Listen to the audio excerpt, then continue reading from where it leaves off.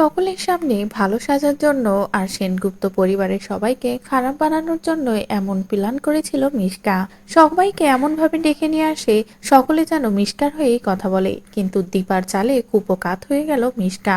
সকলে বুঝতে পারলো যে সেনগুপ্ত পরিবারের সকলে কতটা অত্যাচারে আছে মিশকার কারণে। আর দীপা যখনই ডক্টরের ভিডিওটা সবাইকে দেখিয়ে দেয় যে মিশকা ঠিক কিভাবে মা হয়েছে, সূর্যের উপরে পুরো মিথ্যে অপবাদ দিচ্ছে, তখনই সকলে মিশকার উপরে আরো রেগে যায়। এদিকে মিশকা তো সবাইকে বোঝানোর চেষ্টা করে যে যা কিছু হচ্ছে সবটাই মিথ্যে।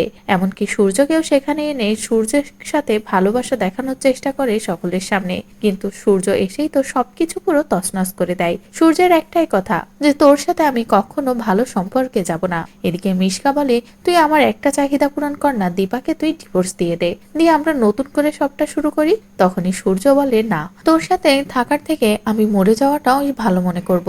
আমি মরণকে বরণ করে নেব, কিন্তু তোর সাথে আমি কখনো থাকবো না, তোকে আমি কখনো আপন করব না। যেগুলো শুনে তো মিশকা পুরো অবাক হয়ে যায়। এদিকে দীপা বলে, মিশকা, এত কিছু করার পরেও তুমি বুঝতে পারলে তো তোমার বলতে কিছুই নেই। সবকিছু তুমি হারিয়েছো শুধুমাত্র নিজের কারণে।